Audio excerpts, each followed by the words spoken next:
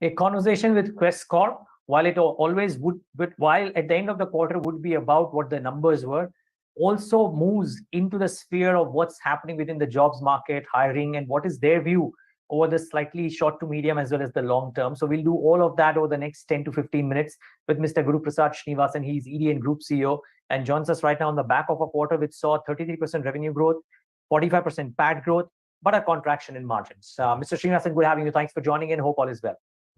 Yes, Dheeraj, pleasure talking to you. Thank you so much.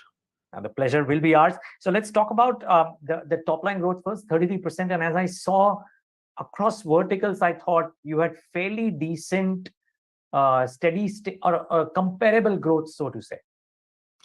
So yes, I think the quarter was really good. 33% on our revenues, and by headcount we have grown 27%.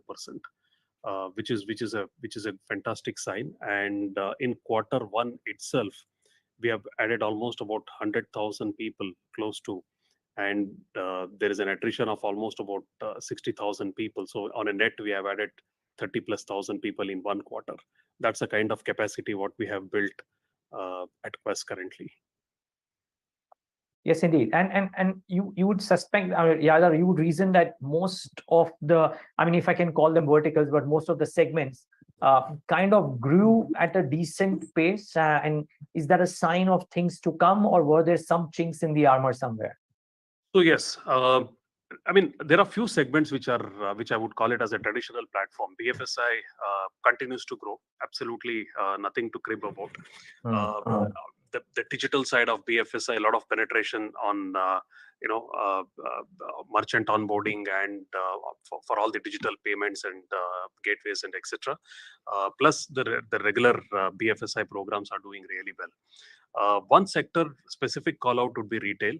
I think lot of people are now moving out and doing online. I mean, more than online shopping, it's an offline shopping, and we are seeing good demand coming in retail. It was quite low for first 3 quarters of FY22. From Q3, late Q3 to Q4, we are seeing a lot of mandates coming in. And Q1 also, we did good hiring for retail. So that's a segment to specifically call out. Plus, 2 other segments, manufacturing and telecom, with 5G around and with a lot of upgradation on 4G in itself. A lot of activity happening in telecom. So BFSI, retail, manufacturing and telecom are great contributors for Q1 and continues to be for Q2 as well. Yeah. Can I just ask a follow-up? I was going to ask you about manufacturing for sure, considering the kind of results that companies have come out with and the commentaries thereof. And the other bucket, actually, let's first talk about manufacturing. How strong has been the buoyancy in the last couple of quarters? And based on your conversations, how do you see that shaping up over the course of the next few quarters, arguably the next 2-3 years? So this is I mean, I would call it as a futuristic segment for us. And if I were to just give some numbers around it, between manufacturing and construction, 2 verticals which are quite strong. And on a consolidation basis, we would have just touched about 20,000 by headcount. Compared to last year, we would have grown at least about 30-35% in this particular segment alone.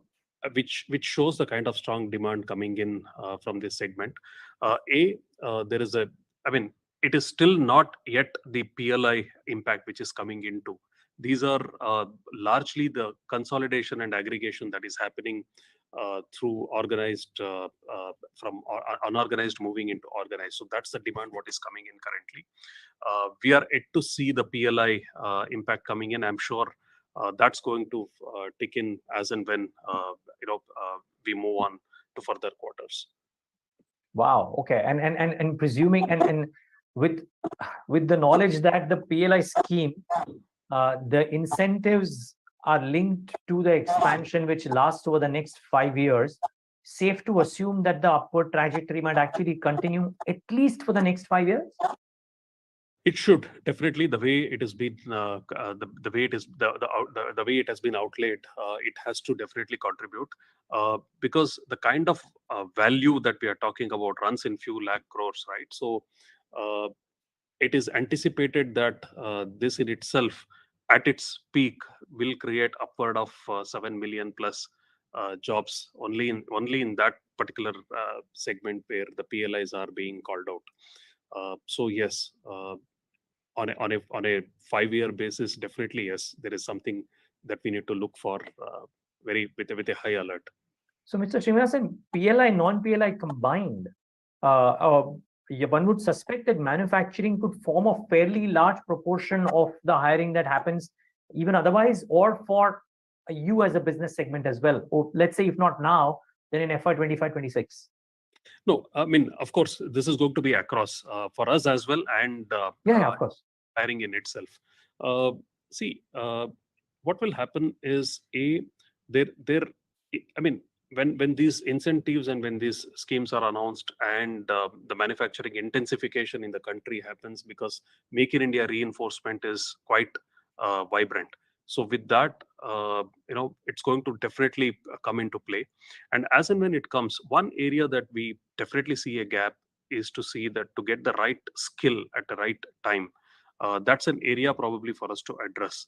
And substantial work as a country will have to do. There are the skill development programs has to be reoriented to cater to the kind of demand that is required, and accordingly the demand is also going to go up. Not only manufacturing, even in construction, the kind of projects that are happening across the country, a lot of reinforcement on infrastructure projects. So construction alone has almost about 62 million workforce, uh, and which is purely unorganized currently. And that's also an area to be on a kind of radar for us. Is there a space therefore for a very large new business upskilling segment that I guess you guys are present in some fashion there, maybe, but is there therefore space for this piece to become much larger? Absolutely. As and when the demand goes up, right? So you need, I mean, we need to get the just in time the right set of skill that who can Gotcha. actually take over the job and do.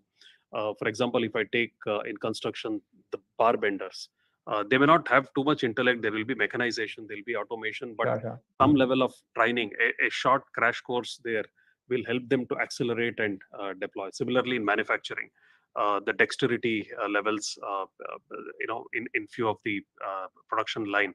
So, I mean, it will be a kind of just in time.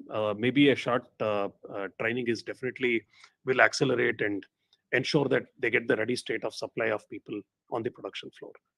Got it. Now things look very good, but operationally not the greatest. You would admit yourself. Now what happened? I mean, and I don't have the reasons, but I'm just trying to understand from a margin perspective. How can things improve from where they were in Q1?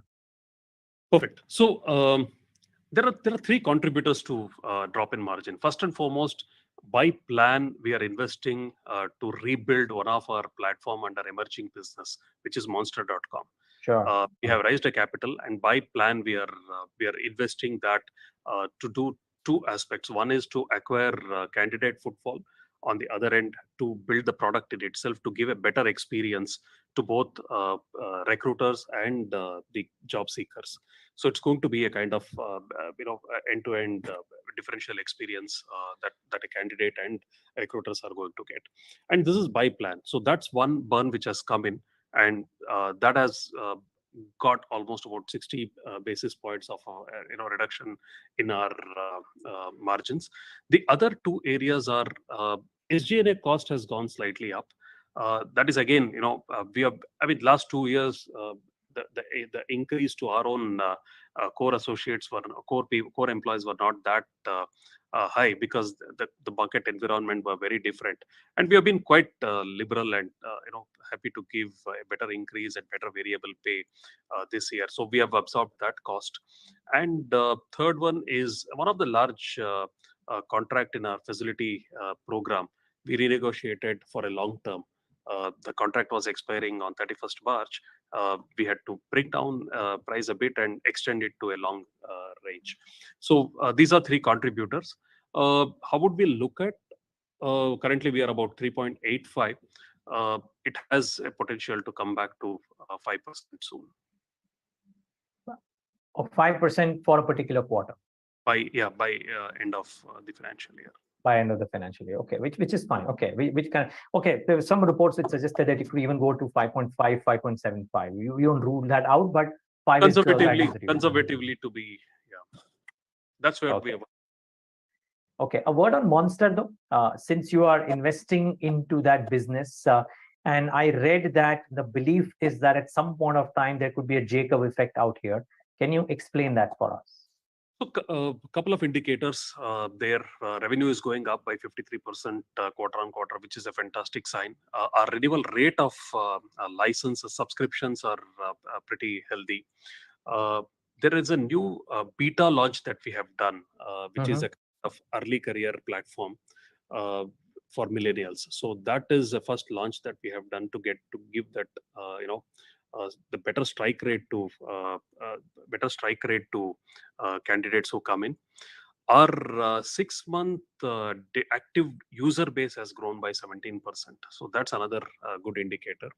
Most importantly, the number of search, which used to be about 3 billion, has jumped to 9 million, which means more recruiters are coming onto the platform and looking for profiles. So these are few great indicators which is also kind of reinforcement for us to the kind of investment that we are making on the platform. That's a 3x jump you're talking about. Yes. Out there on the search piece. Okay, so therefore, how steep can a possible J-curve be? And I understand that it only comes in when you reduce the investments which would come by the need for reduction of investments. But surely there are some timelines that you might be working with. So the current investment that we have raised will be spent this financial year up till FY23 March 23. And thereafter, at the moment, we don't see any kind of fund infusion that may require unless and until any incremental. By that time, the revenue will also be coming to the level as per plan and expected. So I think that's where we are currently. So we don't anticipate any major fund requirement at the moment. No, which is fine. But the J-curve up to a particular time, you reckon will happen in FY24? Absolutely. FY24 second half is when we are also expecting it to break even. Oh, okay. Okay, great. One final question then, Mr. Srinivasan. Actually, two questions. One is on the business and then one is on the general piece. On the business, what kind of growth can one anticipate? Steady state, what you've done in Q1, extrapolated for the rest of the year, part one. And part two of my question, for how much longer do you anticipate a period of fairly high or steady state growth? How many years, if you will? Okay, so if you look at by platform, our workforce has grown by 33%, and our GTS has grown by 29%. Integrated asset maintenance, while EBITDA has taken some hit, the revenue has grown at 29%. And of course, our product-led business is growing 100% and above. So on an average, 30 to 33% is where we are growing by every platform. With the outlook and the cost, we are quite confident to stick to our statement and commitment that we have made to grow at a 20% CAGR comfortably. Because this year is bit, I would say, bit abnormal, because the basis of previous year would not be really that appropriate, because the hiring was pretty low, FY22 and 21. Okay. But 20% is a good conservative outlook that we can. And to your second question, see, the demand, what I see is, if you ask me, we have a demand for next 10 years, right? We definitely see the kind, it all depends on the kind of action that is happening on the ground. Whether it is PLI that we spoke about, the construction that we spoke about, the digital push that is happening in the country. With all of this, everything has to lead back to one indicator. One of the indicator which is key to this is creation of employment and getting the right talent. And with all these activities and movement around, I'm sure we are quite confident to see this demand should definitely stay. for long, at least for next 5 years, we'll have good demand coming in. Very good. So outlook looks positive. You'll probably grow at a slightly higher rate than 20% for the current year, which is FY23. I'm presuming you will be disappointed if it slips below 30 because the base of the last year comes into play.